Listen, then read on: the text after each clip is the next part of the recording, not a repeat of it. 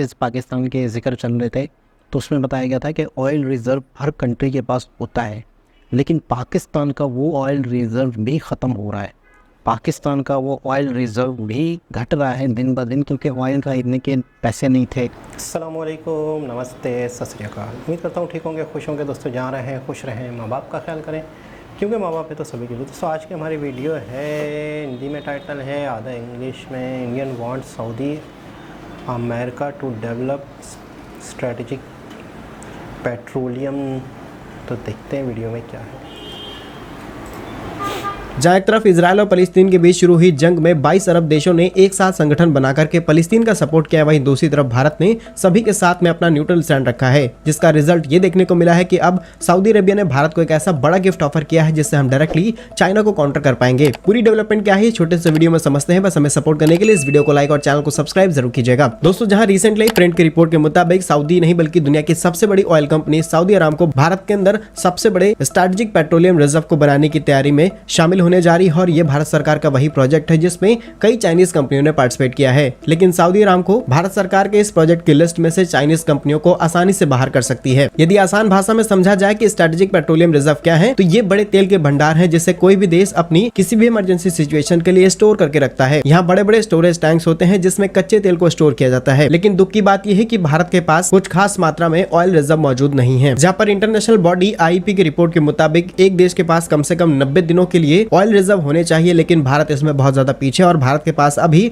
9 से 15 दिनों के ही ऑयल रिजर्व मौजूद है। और इसी समस्या के निवारण के लिए साल 2021 में केंद्र सरकार ने 2 नए स्ट्रेटेजिक पेट्रोलियम रिजर्व को बनाने की तैयारी को मंजूरी दी थी, जिसमें पहला उड़ीसा के चांदीखोल और दूसरा कर्नाटक के पांडुर में सेटअप किया जाएगा। और ये सारे प्रोजेक्ट पीपीपी यानी कि पब्लिक प्राइवेट पार्टनरशिप के तहत ही तैयार किए जाएंगे। अभी भारत के pass on an average 5.53 million oil reserve करने की कैपेसिटी है, जिसमें 3 बड़े प्लांट्स है। पहला प्लांट विशाखापट्टनम में है जिसके पास 1.33 मिलियन मेट्रिक टन की कैपेसिटी है, दूसरा है मैंगलोर जिसके पास 1.5 टन, और तीसरा है पांडुर में जिसके पास 2.5 मिलियन टन कैपेसिटी है। लेकिन ये पर्याप्त मात्रा में ऑयल रिजर्व नहीं है, और इन्हीं चीजों के निवारण के लिए कुछ समय पहले भी भारत सरकार ने स्ट्रेटेजिक पेट्रोलियम रिजर्व बनाने के लिए कई कंपनियों को भारत में इनवाइट किया था, जिसमें हम करीब 6.5 मिलियन मेट्रिक टन अपनी कैपेसिटी को और ज्यादा इंक्रीज करने वाले थे, जिसमें बड़ी बड़ी कंपनी जैसे कि British Petroleum, Petrochina, Hyundai, Gulf Energy, Glencore, Shell जैसी कंपनियों ने पार्टिसिपेट किया। लेकिन अब इस लिस्ट में दुनिया की सबसे बड़ी कंपनी सऊदी अरामको भी पार्टिसिपेट कर रही है। और अगर हम रिसेंट डेवलपमेंट की बात करें तो कुछ समय पहले ही Abu Dhabi National Oil Company ने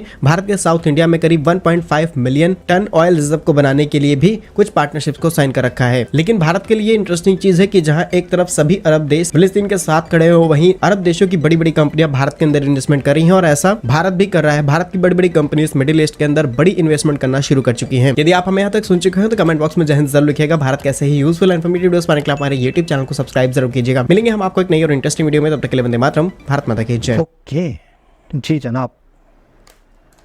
अच्छा, अभी पिछले दिनों ही एक प्रोजेक्ट के हवाले से जिक्र मेरे ख्याल में प्रशांत दवन जी कर रहे थे कि ये इसराइल की और हमास की जो जंग चल रही है, क्या वैसे एक बात है, क्या इसे इसराइल और हमास की जंग कहेंगे या इसे हम इसराइल और फ़लस्तीन की जंग कहेंगे? ये भी एक अपने आप में एक सवाल है।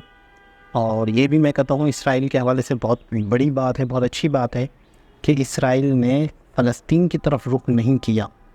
मतलब अगर पूरी दुनिया इस चीज़ को देख रही है तो उन्होंने गज़ा के जो इलाके हैं वहाँ पर लोगों को नकल मकानी करने का या हिजरत करने का ऑर्डर दिया 24 घंटे का।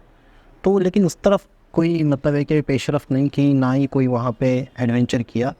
तो बात जिक्र करने का मकसद ये है कि मैंने सुना है कि एक बहुत बड़ा प्रोजेक्ट है जो सऊदीया जिसमें शामिल है, इंडिया शामिल है, जो कि इस जंग की वजह से बिल्कुल पेंडिंग में चला गया। एक बहुत बड़ा कॉरिडोर था, एक बहुत बड़ा एक रास्ता था जो बहुत बड़ी इंडिया के लिए मार्केट खुलने वाली थी मिडल ईस्ट और यूरोप तक, जो कहा जा रहा है कि अब इस जंग की वजह से शायद टल गई।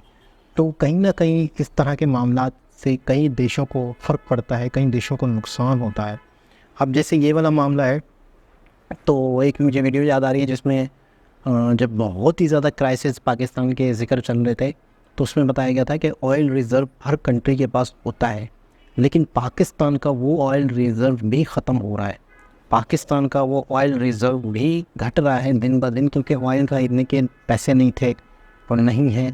तो इंडिया इस मामले में भी सोच रखता है कि कहीं ना कहीं हमें अपने ऑयल रिज़र्व भी सेव करने हैं, जमा करने हैं, जिसमें सऊदीया जो है अच्छा, सऊदीया जो है, मैं कहता हूँ इस वक्त जो सऊदीयन गवर्नमेंट है बहुत ज़्यादा प्लानिंग से चल रही है, बहुत ज़्यादा तरीके से चल रही है। आने वाले वक्त का उन्हें पता है दुनिया किस तरफ जा रही है। उनके जो मैं कहूँगा पॉलिसी मेकर्स हैं वो आगे की सोच के हर कंट्री के साथ अच्छे ताल्लुकात बनाए रखे हैं। मतलब किसी भी कंट्री से बिगाड़ नहीं रहे, किसी भी कंट्री को नाराज़ नहीं कर रहे। किस वक्त क्या कहना है सऊदी अरब अच्छे तरीके से समझता है, मुझे ऐसा लग रहा है। और एक बहुत बड़ा सिटी भी मैंने सुना है जो बन रहा है, न्यू सिटी के नाम से या नौ सिटी के नाम से सऊदी अरब बना रहा है। पूरी दुनिया वहाँ आएगी, पूरी दुनिया के लिए एक टूरिज़्म हब बनेगा। तो दुनिया में इन्वेस्टमेंट भी कर रहा है, इंडिया में भी इन्वेस्टमेंट कर रहा है सऊदी अरब। तो इंडिया और सऊदीया के जो रिलेशन हैं आने वाले वक्त के हिसाब से बहुत मज़बूत हो रहे हैं, बहुत मज़बूत होते जा रहे हैं वक्त के साथ साथ। तो इन सऊदी अरब को जहाँ पे इंडिया को सपोर्ट करना होता है वो इंडिया को सपोर्ट कर रहा है, जहाँ पे इंडिया को सऊदीया को सपोर्ट करना है वो सऊदीया को सपोर्ट कर रहा है। तो आने वाला वक्त मैं समझता हूँ कि बहुत बेहतर ताल्लुकात बन जाएंगे, बन रहे हैं और मज़बूत बनेंगे। तो दोबारा किसी और साहब से मुलाकात होगी, जब तक के लिए अल्लाह हाफ़िज़।